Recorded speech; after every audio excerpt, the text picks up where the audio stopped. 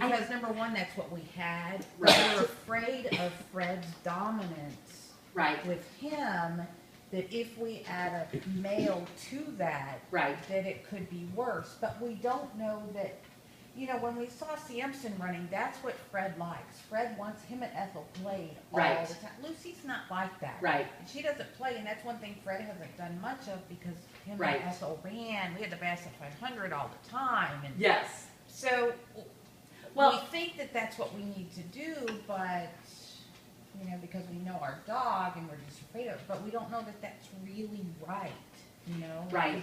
I Can think- that be overcome? Can we get another male that he doesn't feel is in his space, or taking his dad away, or, you know? Yeah. I think it has more to do with temperament than it does male or female, unless you have a bunch of unneutered males. But generally, it doesn't matter if you get a male or female, it's temperament. And when you say dominance, it may not be dominance, it's a little bit of possessiveness. He might also be a little insecure beneath some of this. Not every dog that fights for what they want is necessarily a dominant dog. A couple things that you can start now is controlling, like you're petting your girl and he comes over to shove his way in, you give him a little nose push. No, so-and-so's turn. Hey, don't get snotty.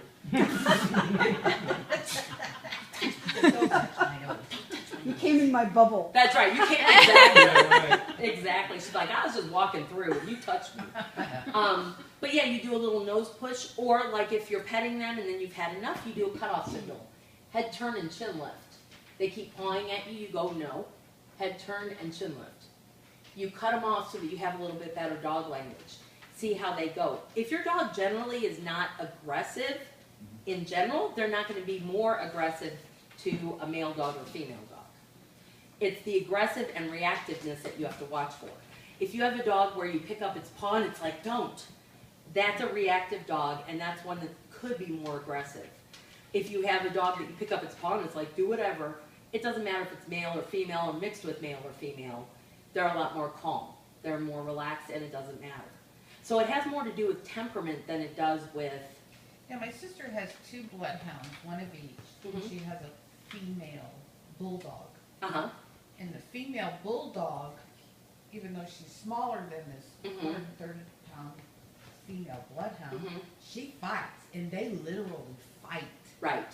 And that's, I don't want that. Well, I've heard a lot of bulldogs Bred do that, because and think dog. about what they were bred to do. They're bred to jump on bulls and hang on to their noses until they stop. I mean, that's why their noses are so short, so they can still breathe with their jaws clamped. I've seen a lot of bulldogs that start fights. Again... And it's only the female thing. Never. Well, that's in their case, because they In had their other, case. they had 3 bulldogs at one time. But again, Female- it's about and the females temperament. always fought. It's about temperament, not about the male or female They're thing. pretty doggone laid back, so. Yeah, yeah. It has to do, yeah, exactly. It has to do with temperament more than male or female. Now, what happens then is they clash sometimes, because when you get a whole pack of dogs, you usually get a bunch of females and then 1 male in the pack. So they all rule that, and the male's like, I'm out of here. You know, which is smart, right, Don? So I don't think that it's necessarily male or female based. I think it's personality based. So our worries are pretty much unfounded. Right. That's why breed them. Let them Well, breed but they're outside. only natural for us, because we just know Oh, who's yeah. so possessive of him. Right. And it's not so much Fred himself, because he is. I mean, he's typical Bassett. He is 110%. He don't Right. care if it rains. He don't care if it storms. He's on the front porch. Right. And, I mean, he doesn't care.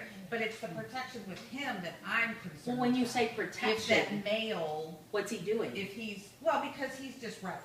I mean, that's He follows him. yes. He's everywhere. And But does he bite he's another huge. dog when they come over? No, we Well, haven't had we problems. Does he jump and bark at you when you go over to him? No. See, I think protective is the wrong word. He just loves them. Yeah, he's No, bonded. right. But He's I'm. bonded with you. Yeah. But bonding, that doesn't, the thing is that you have to decide. I mean, if you're gonna foster, I guarantee at some point there'll probably be a fight. Not with this dog, maybe Oh, the well, next these dog. two, Lucy and Fred, periodically. Usually it's about food, but I mean, they tango sometimes. It's natural. Right. So, but I'm saying is that you try to do your best to kind of not get too reactive or too real possessive dogs together. But again, it's not sex-wise. And you want to be ready. I use an empty 2-liter to break up fights. So, Fred chews on them. well, you're in trouble then. Loves them. Yeah. He loves But them. it is different when you go like that. And you give him a little bop on the head. He might still like it, but it's a noisemaker. It's something to break up. Distract. Yes. You can hit it on the leg. You can hit him on the head with it. It's like a shaker can with pennies, but kind of a little bit extra. But you don't use the end, correct? No, I don't use the end because that's the hard part, so I make sure I didn't hit on the side if I do hit. And I've broken up big dog fights with this. You go in bopping, you go, no. They back down, good job. Now we go back to normal. The important thing is, like I said, and it keeps your hand out of the situation. That's what you don't want to get in, right? Yeah, if you've ever had a dog fight, you don't want to get your hand in there. I've gone at them with furniture, piece of, like a living room chair or dining room chair, run at them. You want to stick something in between them, but the 2-liter works really well. If I have a new dog, until I see what's happening, I'm going to keep a few of these around just in case. I also keep a little bitter apple spray around. Because if somebody gets into that Oh, That's Yeah. what my sister has. yeah. Oh, is that bitter apple? If somebody gets into that business, you can say no and squirt in between them, give them a little taste in the mouth. It's enough to make them go and distract them.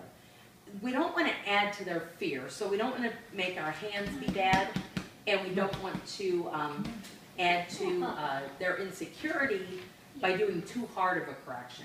So like the 2-liter I mostly do for real, like dog-to-dog aggression or something like that.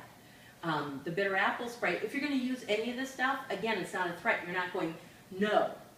See, your eyes popped open. You're okay. Yeah. Instead, I walk over and I go, oh, that's better. Good job. So eye contact is safe for good things. Eye contact is like praise. I like the idea of the bottle at our dog park because Yeah. there's little.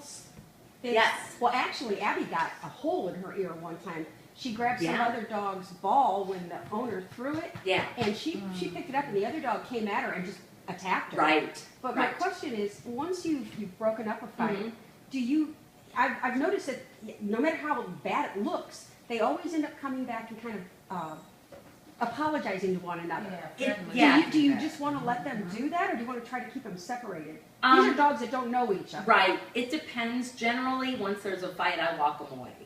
Just because a lot of times they will go back to it too. That's what I'm saying. After Right. they're calmed down, you just don't. Well, I might walk them back up to it. It depends on how if I say no and they separate, I might let them go back up and sniff. If They're I not say, on a leash. They're- yeah, if yeah. I say no and I give them the spray of bitter apple and they're still wanting to go at each other, then it's time to walk away. Yeah, I would not keep my dog in that situation. But if they separate easily, it's just one of those little spats. Right. Like a little, toddler going, mine, mine. You just hate to see blood drawn. Yeah. Sue, back to Melissa and Grant's concern about their dog being possessive. What about when they bring a foster dog in? I've heard that you should always give the attention first to your dog and then secondly to the foster. Well, What do you think about that? I kind of am of the opinion that you should decide who you get to greet first and stuff. Because we inadvertently reinforce dogs that maybe aren't in charge and shouldn't be in charge. So I get to decide. I mean, of course, my own dog's going to come first. But, if I come in and I greet this dog, if I greet my dog and leave that one, that's fine. But if I feel like I have to do it every time and this dog's giving me signals that saying, I'm not in charge here, and I'm making him do it, I'm going to make an uncomfortable situation. So I get to kind of decide, and I start that right away. Like I said, with the, oh, hey, buddy, little nose push. Hey, buddy, nose push. Or if you have a dog that snaps, stepping in between. Just so, no, not your turn.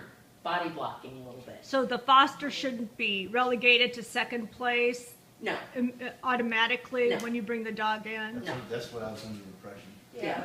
Like, well, I mean, it's naturally you're gonna favor your dog. I mean, you've had them longer and you know them, and they're your dog. But I get to decide. If I'm greeting, maybe I need to greet the foster. Maybe I need to put drops in his eyes and not his eyes. Maybe I need to give him a pill and he gets cheese and he doesn't. I mean, it's one of those things where I get to decide, and the more you're kind of in charge of these things, the less problems you're going to have. My mom taught high school for years, and she said, you enforce the little stuff, like spitting out the gum, you know, not talking, throwing away your trash, and the big stuff never came up. You let the little stuff go, and then it turns into more little stuff, more little stuff. What about bigger when you stuff. come into the door, for example, and you're greeting your dogs from when you come home from work? Yeah. Should you greet your dogs first and the Well, I don't foster greet last? any of them at the door. Yeah.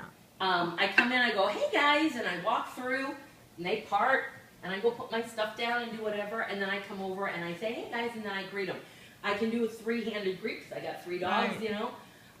That's what I do actually, because Yeah. I think it's too, well, I've read that it's you don't want to give them too much attention. It's overstimulating at Yeah. the door, and then you're setting up bad habits. Like peeing, Right. excitement, Right. piddling. Exactly. Yeah. So I greet them away from the door. That takes that down somewhat. And then, like I said, I get to decide. I go to the door. I make them do a wait command. So I bounce the door so it looks crazy and random. Have you done the wait? And you can do these at the kennel doors when you're transporting and stuff. I even do it at car doors. Here, I'll show you. Can you guys see the front door from there?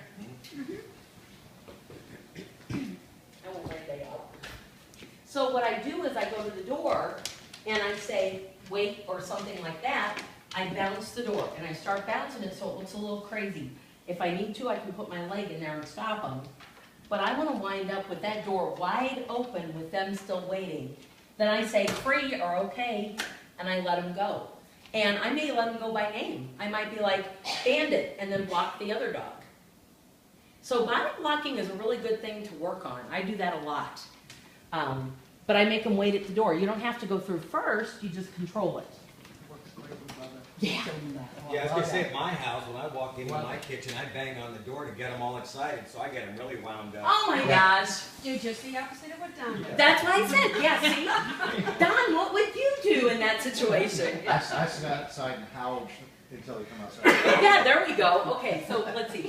So Don. Oops, Don. Opposite.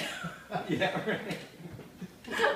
Well, I think Bad. Yeah. the information that we got from the GABR, because it talked about introduction, and it said, introduce your dogs one at a time. Yes. Typically, the oldest one you've had the longest, do that one first. You can go crazy with that kind of stuff. That's all we know. Yeah. We've never done this before. Right. I mean, there's no proven scientific evidence that works. But if you think about it logically, you're probably going to do it anyway because you've had that dog the longest. What You about know. having a foster and getting up on the bed and the couch and Yeah, it's If all the other dogs are doing it. I generally don't let them do that until they have earned the right first 3 months. Mhm. First 3 months. If you only have them 3 months or under, then it shouldn't be on the couch or the bed. Yeah, we generally discourage that because Yeah. if they may be going to a house where they don't want that. Right. And if the adoption coordinator is talking to a family and they find out that the dog is used to being up on the bed or the couch, that may kill the adoption right there. Right. So we generally say no. Right. And it also is better, it'll be easier on you if the dog doesn't get used to that kind of thing, because then you may run into problems. And if may- issues are going to happen, it's going to be on the bed or the couch. It's going to be on surfaces. It's going to be at doorways, and it's going to be around food and toys. So Yeah. possession. So what does the dog possess? What they lie on, where they walk, Yeah. what they eat and play The with. bed thing is, I'm very strict about that.